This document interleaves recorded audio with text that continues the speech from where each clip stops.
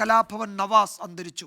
ചൊട്ടാനിക്കരയിലെ hotel മുറിയിൽ മരിച്ച നിലയിൽ കണ്ടെത്തുകയായിരുന്നു. വളരെ സങ്കടമുള്ള ഒരു വാർത്തയാണ്. കലാഭവൻ നവാസ് അന്തരിച്ചിരിക്കുന്നു. ഡെത്ത് പോലീസ് കൺഫേം ചെയ്തിട്ടുണ്ട്.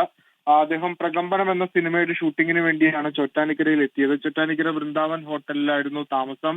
അരമണിക്കൂർ മുമ്പാണ് മുറിയിൽ അദ്ദേഹത്തെ കുഴഞ്ഞു വീണ് നിലയിൽ കണ്ടെത്തിയത്. ടാറ്റ ആശുപത്രിയിലേക്ക് എത്തിച്ചെങ്കിലും മരണം സ്ഥിരീകരിക്കുകയായിരുന്നു.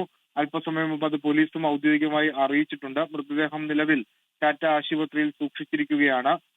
മറ്റ് അസ്വാഭാവിക കാരണങ്ങളൊന്നും ഇതുവരെ പോലീസ് പറഞ്ഞിട്ടില്ല. കുഴഞ്ഞു വീണ് മരിച്ചു എന്നുള്ളതാണ് ലഭ്യമാകുന്ന വിവരം. കലാഭവൻ നവാസിനെ സംബന്ധിച്ചിടത്തോളം അദ്ദേഹം കോമഡി രംഗത്തോട് മലയാള സിനിമയിലേക്ക് എത്തിയ ആളാണ്. വടക്കാഞ്ചേരി സ്വദേശിയാണ്. 92 മുതലാണ് സിനിമയിൽ സജീവമാകുന്നത്. ഒരുപാട് സിനിമകൾ, ഒരുപാട് കഥാപാത്രങ്ങൾ അദ്ദേഹത്തെ ഓർത്തുവെക്കാൻ പറ്റുന്ന തരത്തിലുള്ള കഥാപാത്രങ്ങളുണ്ട്. ഇപ്പോൾ വരുന്ന പല ട്രോളുകളിലുമൊക്കെ ഒരു പ്രധാനപ്പെട്ട കഥാപാത്രങ്ങൾ അല്ലെങ്കിൽ അദ്ദേഹം അഭിനയിച്ച കഥാപാത്രങ്ങളൊക്കെ ഇപ്പോഴും ഈ സോഷ്യൽ മീഡിയയിലൊക്കെ വലിയ ട്രെൻഡിംഗ് ആയി മാറുന്ന കാഴ്ചകളൊക്കെ കുറെ നാളുകൾ മുമ്പ് നമ്മൾ കണ്ടതാണ്. മൈ ഡിയർ കരടി പോലുള്ള സിനിമകൾ ഒക്കെ നമുക്ക് മുൻപിലുണ്ട്. അദ്ദേഹം അഭിനയിച്ച സിനിമകൾ മൈ ഡിയർ കരടി, അതോടൊപ്പം തന്നെ ജഗദീഷിനൊപ്പം അദ്ദേഹം അഭിനയിച്ച സിനിമകൾ, നിരവധി സിനിമകളുണ്ട്. ഏറ്റവും അവസാനം 2019 മലയാളത്തിൽ ഇറങ്ങിയ മേരാനാം ഷാജി അടക്കമുള്ള സിനിമകളിലും അദ്ദേഹം സജീവമായിരുന്നു.